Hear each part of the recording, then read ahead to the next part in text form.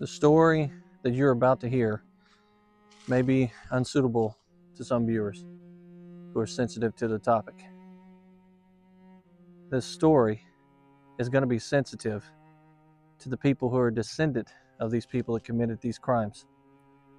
And no doubt, by the end of this video, my comment section is probably going to be flooded with comments from people that are going to defend soldiers committing war crimes against civilians, heinous war crimes, because of who they are.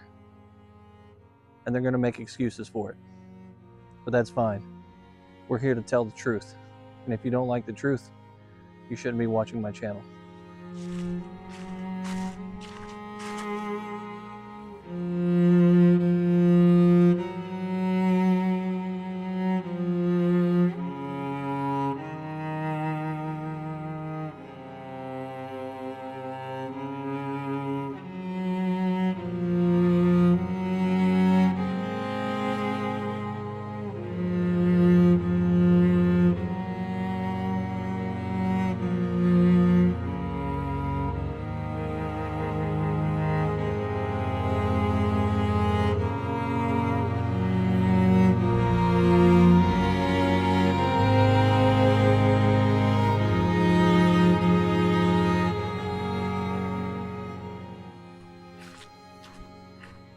I'm out here at Hatcher's Run battlefield, and this is a piece of property that the American Battlefield Trust has saved, and there's a sign posted up out front. There's a little bit of a loop trail out here. The main reason why I'm out here, though, is because it was a place such as this that the Union soldiers would end up making their camp before they started their real long journey, 80-mile journey, as a matter of fact, round trip, for that infamous raid called the Hicksford Raid or the Applejack Brandy Raid. This battlefield not only saw its share of fighting, it also saw those soldiers in and around the Petersburg area that would eventually go on to be a part of that raid. The Pennsylvanians and the New Yorkers and so on and so forth. No doubt, places like these that would eventually be cleared out because of fighting, trees completely gone, these are the places where those legends are made on the field of battle.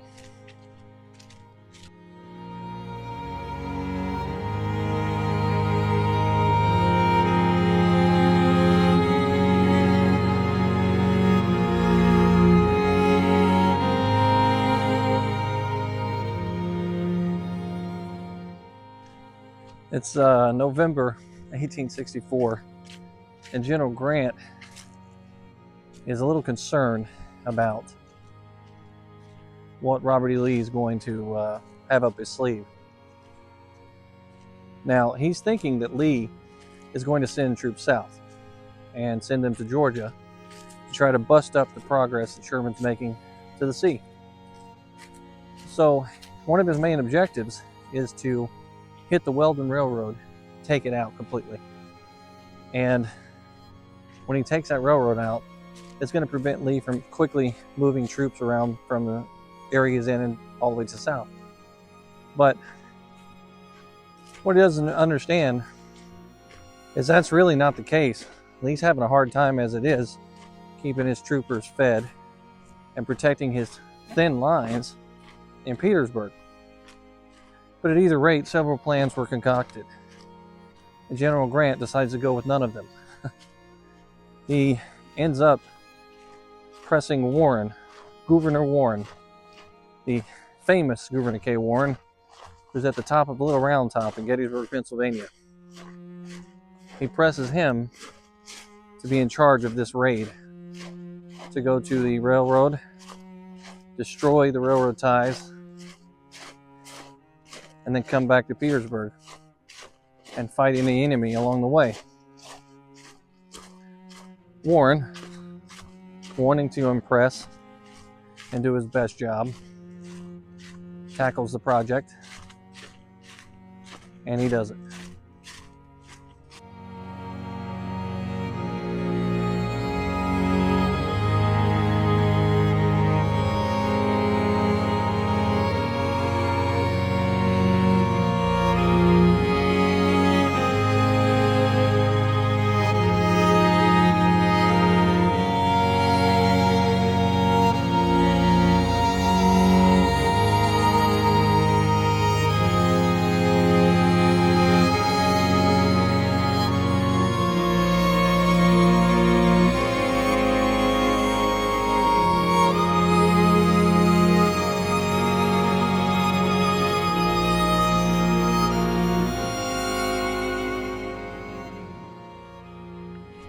By December 6th, the men are all up and concentrated. And they're at Jerusalem Plank Road. They're in the Petersburg area. And they're around the Fort Stevenson, I believe it was, that I read. And they're ready for the raid. They're ready to take off. The cavalry, by December 7th, leaves at 4 a.m. 2 hours later, the infantrymen get up and they're marching in the same direction. Now we're talking 24,000 soldiers. This isn't a small group of men. This is a large body of soldiers. Massive. These 24,000 men are marching and strung out over 7 miles towards the Nottoway River. By the time the evening of the 7th comes around, the cavalrymen are already in Sussex. They're in there destroying things and taking private property and feeding themselves, while Warren's men are strung out over that 7-mile stretch, half of them on one side of the Nottoway River, half of them on the other side of the Nottoway River. And it's only just begun.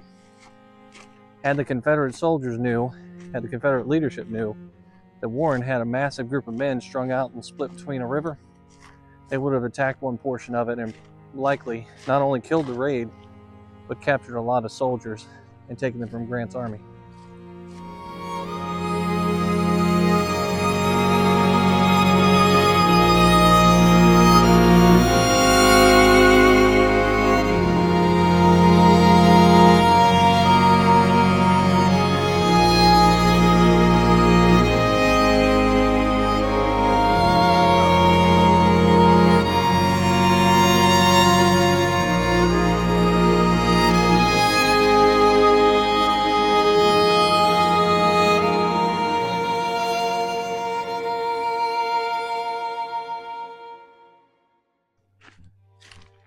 Now that same day, Wade Hampton rushes his forces over to Hicksford. He's trying to protect a bridge that's there, and he's trying to get ahead of it before the Union soldiers get down there and use that location to their advantage. So it's not like the Confederates are kind of sitting back and waiting for it. They have an idea something's going to happen, and they're moving their forces as rapidly as they can.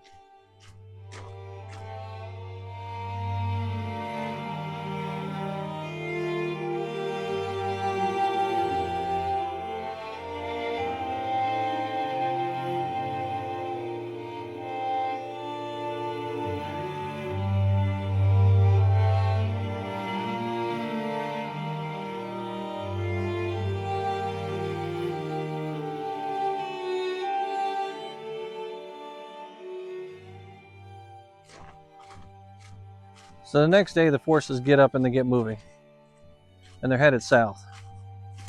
And along the way, there's pillaging that's going on. The soldiers are sent out to forage and things like that. And they haven't quite found the Applejack just yet. They're not the drunken army that's about to take siege to a town. They have a goal. They have to get to a train station and a set of rails and rip up as much of the track as they possibly can. That they are successful at doing.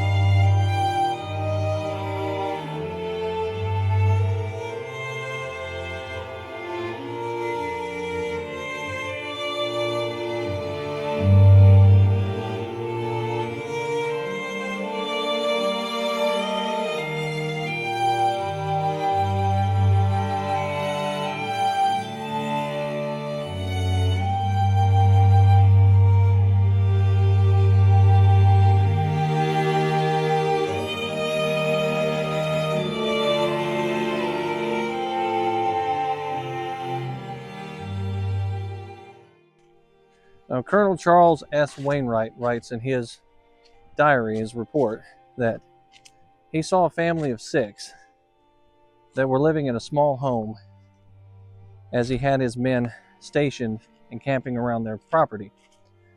He saw them cowering in their home as Union soldiers went into their house, stole what they had, and killed the only 2 animals that they had available to eat. And this is the middle of December, so this family no doubt probably had no food left afterwards. And this is just a small thing we're talking about. This isn't the most major crime that's committed. Although foraging and stealing happened a lot in the American Civil War, and that's just the cost of war. You know, when you have an army to feed, anything's game.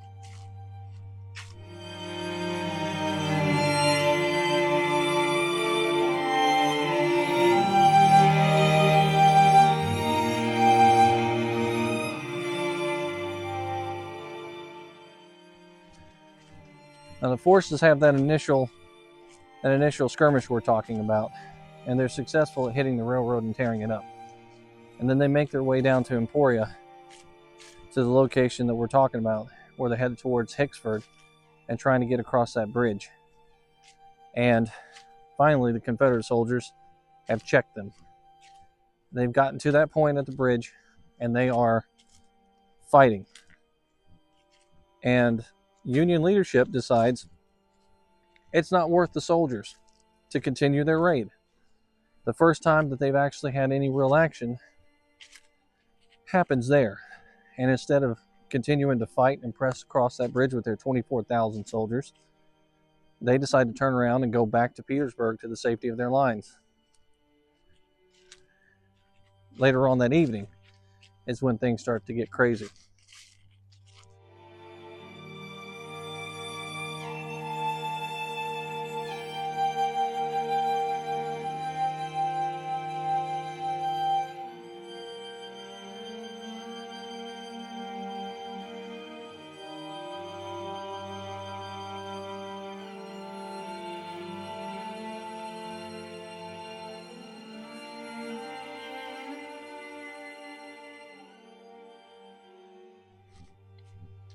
Foraging parties have now been sent out, and the scouts are going out and going into houses, and they're taking goods.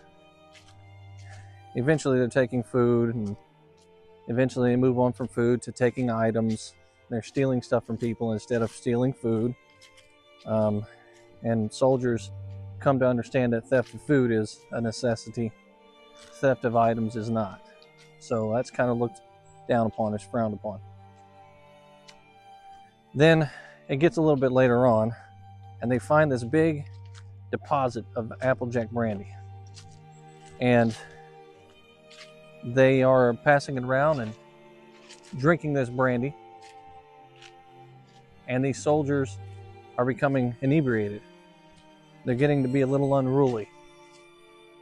They're starting to fight with the locals, go into their homes, take their things, harass and assault their people.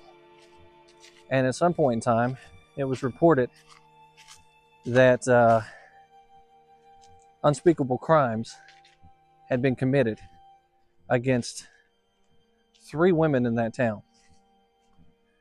One woman, it was reported, was almost full-term pregnancy when she was assaulted by those Union soldiers.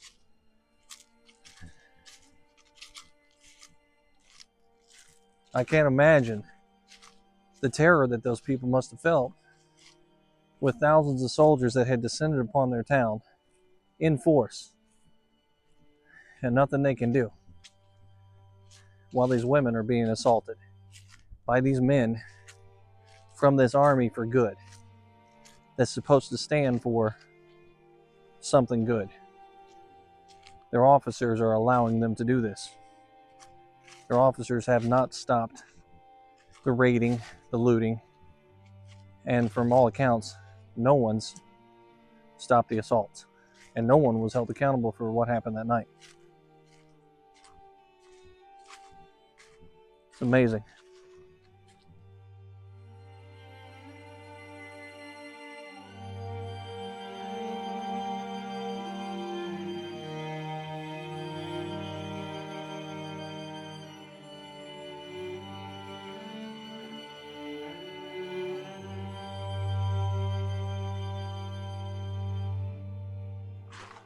A soldier with the 155th Pennsylvania wrote after he got back from the raid, "I'm just recruiting my exhausted energies.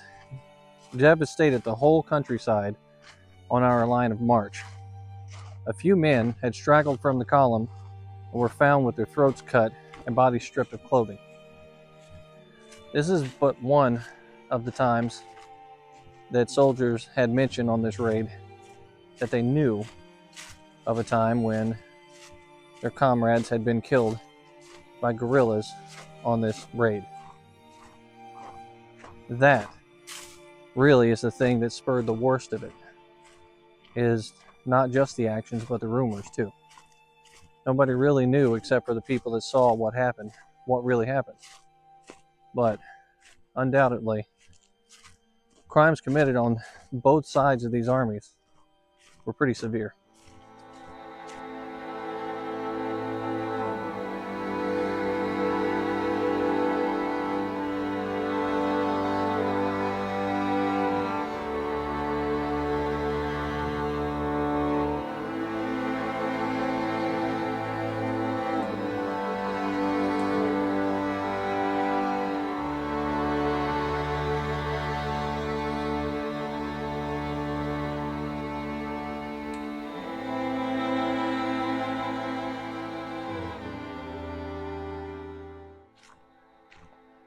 So the report of this violence, along with probably hundreds of soldiers, strung out, drunk, passed out on people's yards, farms, just laid out everywhere, sleeping, spurs a band of guerrillas in the local area to take retribution. This band of local guerrillas, instead of going to the officers of those forces and demanding justice, take justice into their own hands, and they decide that they're going to kidnap and summarily execute soldiers. And at that time, when a man was found assaulting a woman, it was not uncommon for them to be pulled out into the streets, had their throats slit, and their clothes stripped from their body. It was to shame them even in death. And unfortunately, for 2 or 3 unlucky soldiers that night, they were captured, executed, and laid out in Sussex for them to be found. Now, this is the part where it starts to get real ugly.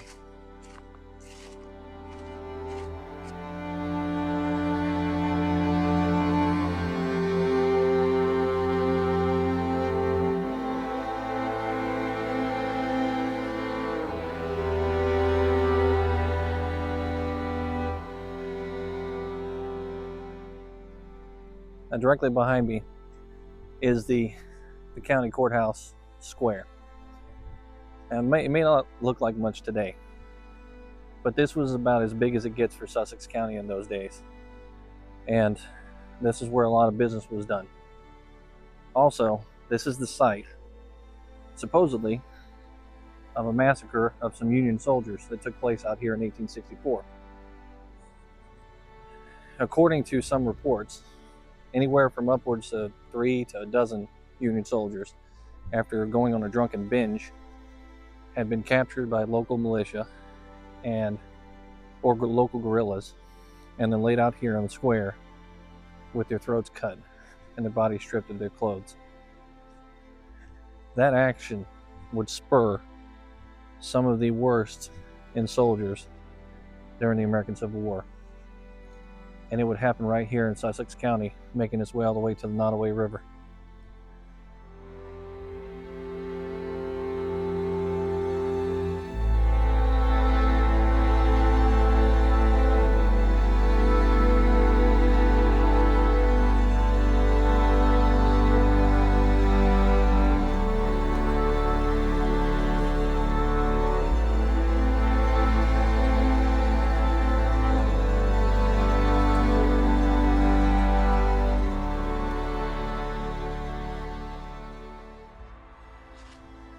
The very next morning, this drunken army starts to awake.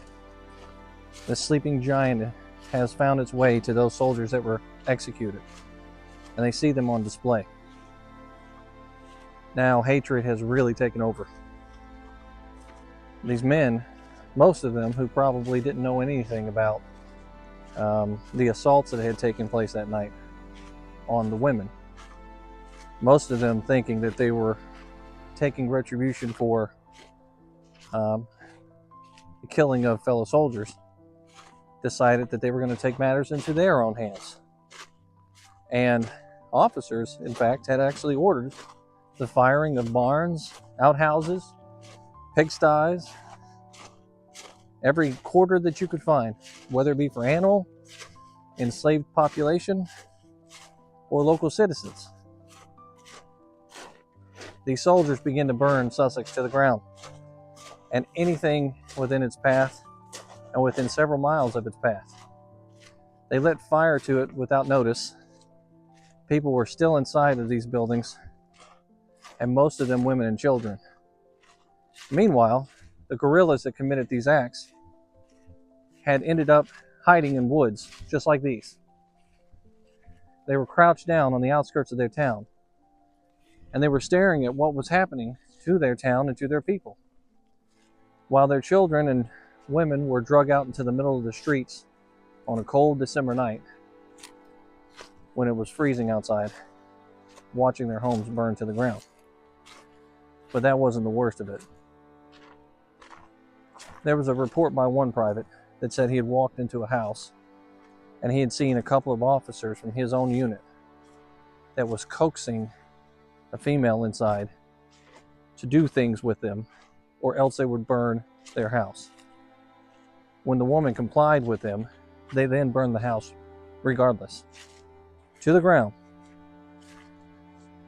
There was other reports that not only had the white people of the population been submitted to this kind of behavior, but also the enslaved people who were held there against their will were also being submitted to this same type of treatment by those Union soldiers. Then a man comes up to an officer during all of this and tells them that he knows where the leader of this guerrilla group is, and it's an owner of a plantation. The man that comes up to this officer is a man who was enslaved by this plantation owner. Whether or not that plantation owner was the leader of the guerrilla group, no one really knows. But what happened after is definitely a historical fact. The man was pulled from his home while his family stood outside. They lit his house on fire. Then they put him as a captive with their group.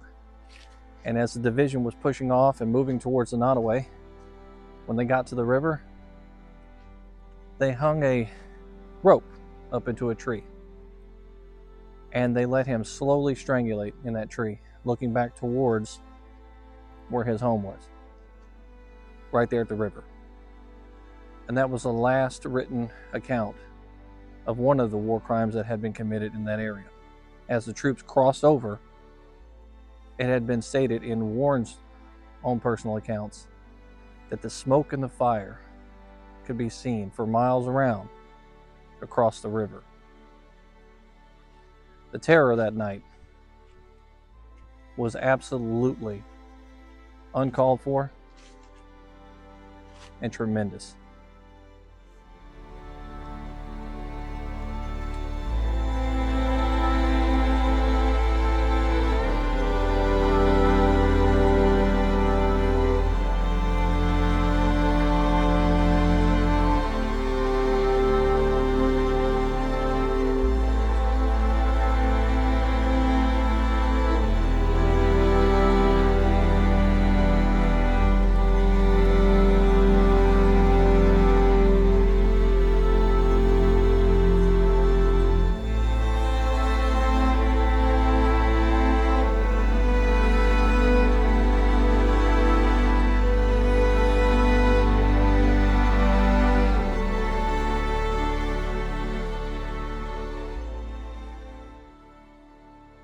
Now here's the part that saddens my heart the most.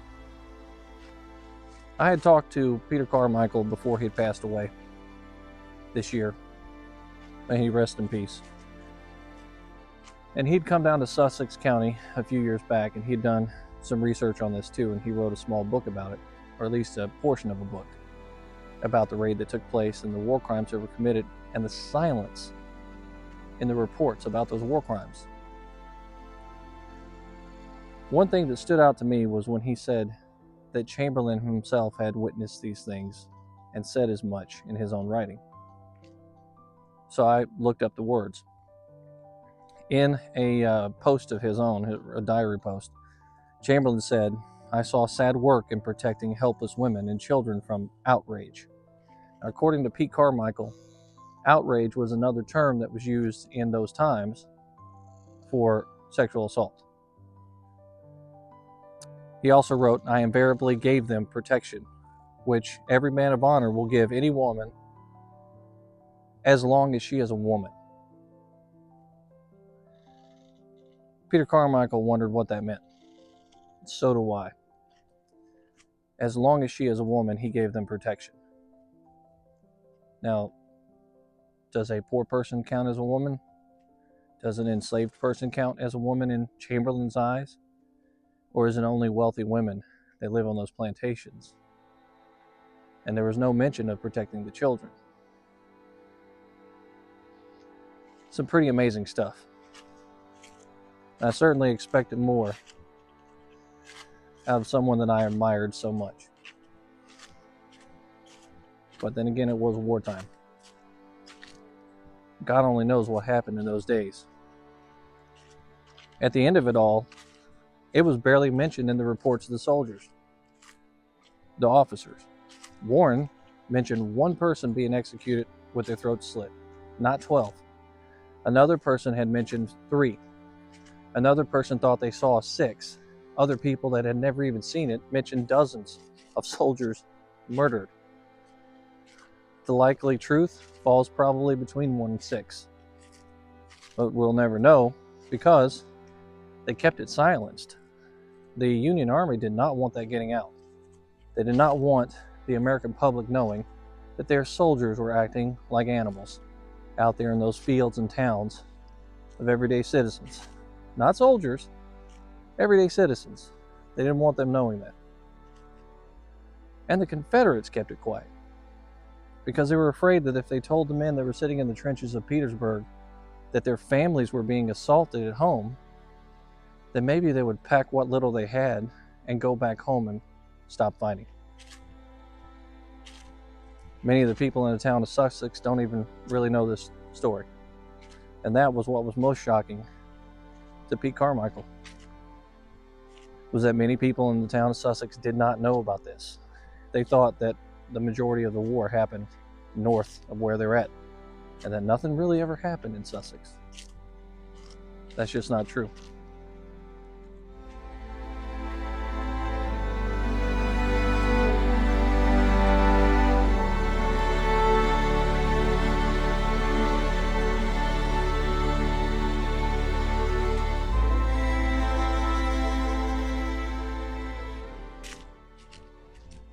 Now, by the 12th of December, the men had made their way back to Petersburg, and the Union soldiers were back in the safety of their own lines. One soldier had reported having plenty to eat, eating turkey legs, and celebration was had all around for their successful raid of Hicksford. There was a general order that was sent out congratulating the brave soldiers of Warren's Corps for their honorable actions on the field of battle. The highly successful raid of Hicksford, which essentially amounted to 16 miles of tracks being torn up and then quickly being repaired by the opposing forces. But in reality, what it amounted to was probably a lifetime of anguish for people that were not even involved in the fields of battle, and the assaults of women and possibly even children by Union soldiers who would eventually march down streets and avenues and stand in parades and thump their chest and call themselves heroes in the future. The glorious soldiers of the Grand Army of the Republic. Now, I'm not saying all of this to fight or say one side was wrong and one side was right. The vast majority of the soldiers that took their part in that raid were good soldiers, and they did not participate. Even Chamberlain's own men, for the most part, did not participate. Even the cavalry was sent in to actually stop the Union soldiers from doing what they were doing. Their own cavalry had been sent to squash the problem that was happening in Sussex. But eventually, the cavalry took part too. And this was not uncommon during the American Civil War. For an instance, Fort Pillow. That's another touchy subject that people don't like to talk about. Defenseless African American soldiers throwing down their arms, trying to surrender, being butchered and murdered in cold blood by other men that called themselves soldiers. War is hell. That's what I've heard. I believe it was General Sherman that said that. And they made hell upon him in every way that they could. But in this particular instance, what's most alarming to me is the silence. You'll never see this in history books, in the classrooms. They won't talk about it because it taints the reputation of the Northern soldiers who are fighting to save the Union and to free the enslaved population. But there are talks about other war crimes in those history books. Again, Fort Pillow being one of them. I grew up knowing about that. It's talked about. So is Andersonville. And it makes you feel absolutely terrible about the way men treat each other. But then it makes you question, why is it that I don't know about these other things? Why do I have to dig so hard to find the history about this stuff? Thanks to historians like Peter Carmichael for telling those stories, for bringing those references to light. We now know.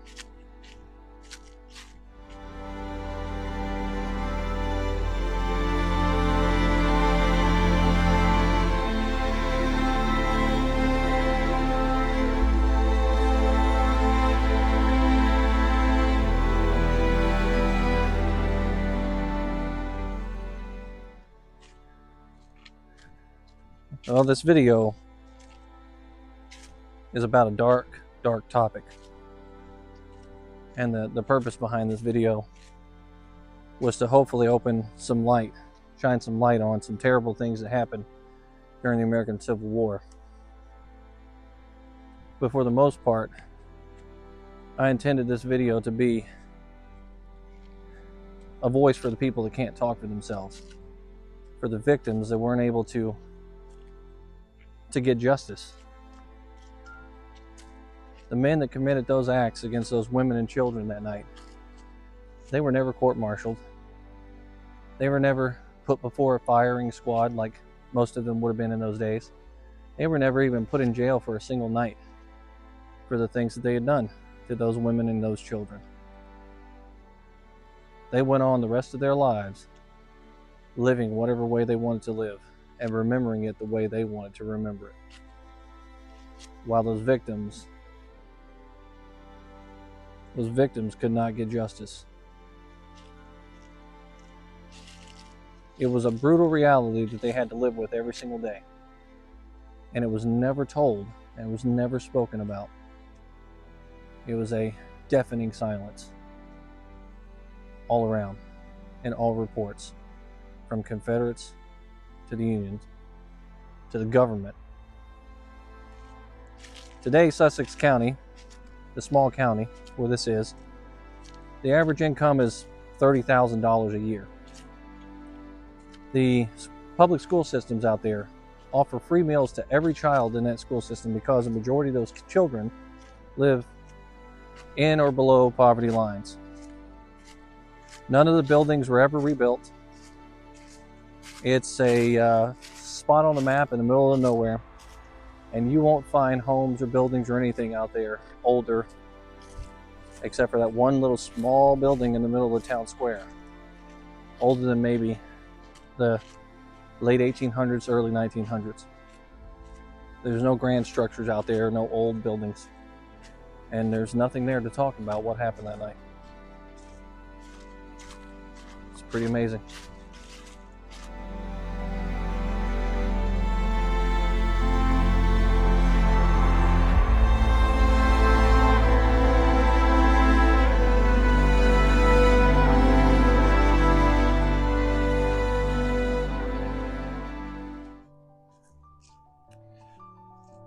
I'm out here today at one of the many forts.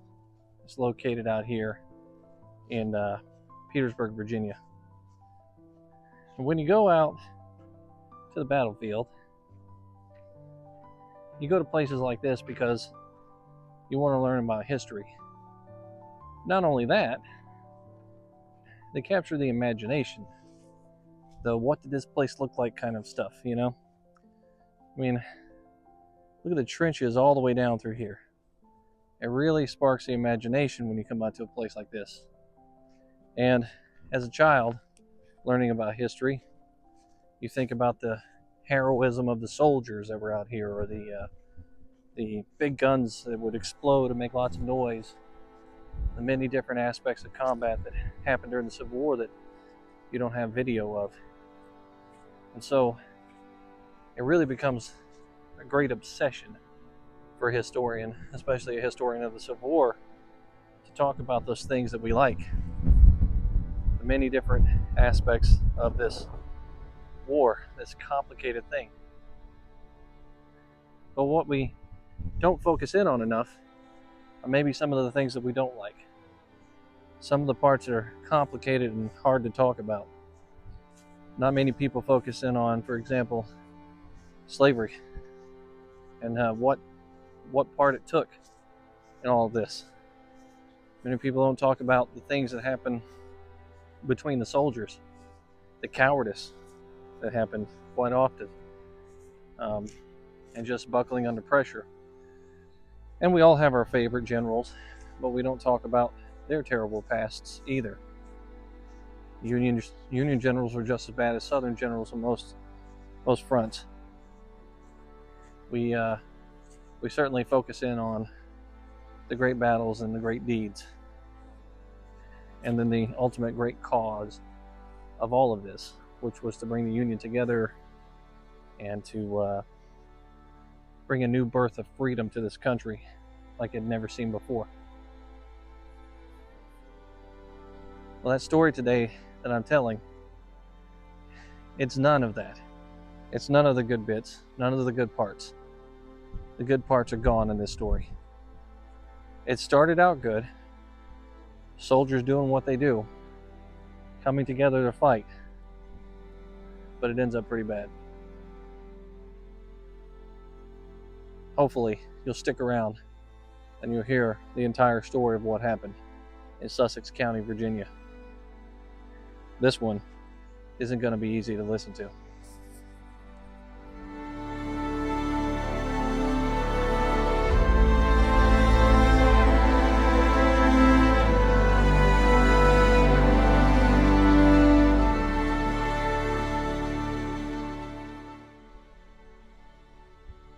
Now, if at the end of this video you find yourself having to defend someone for something you normally wouldn't defend them for, then perhaps you're wrong.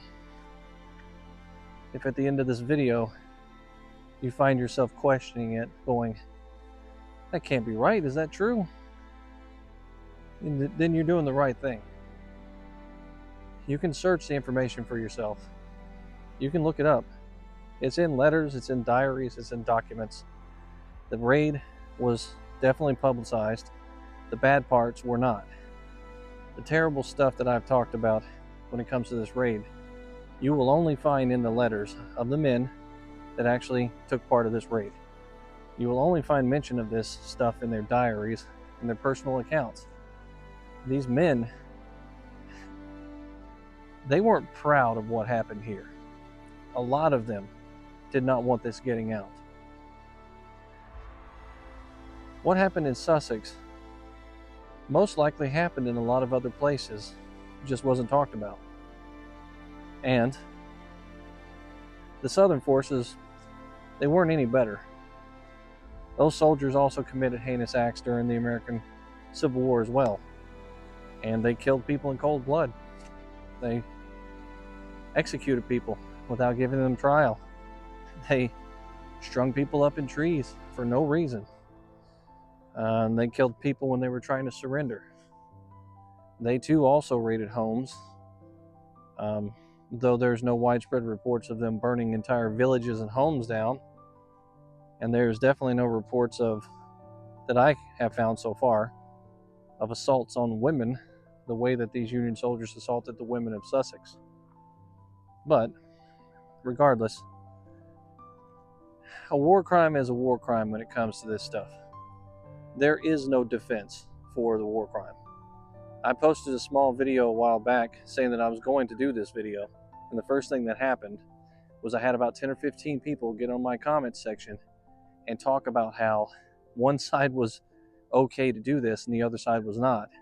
And it was because the other side had started it first, or something like that. But then you have to put yourself in the shoes of those victims. If you're the woman that's being assaulted, does that sound right to you? If you're the person who grew up knowing your mother or your grandmother had that happen to them, would you be okay with that? If you're the person that knew that it was your brother that had gone on that raid and done that to people, would you be okay with your brother doing that? I'm certainly not okay with anybody doing that. Doesn't matter who they fight for. Those are the questions that you have to ask. And put yourself in the centralist position. There is no side when it comes to wrong. The only side is right. And what they did was absolutely wrong. And I stand against it 100%. So should you.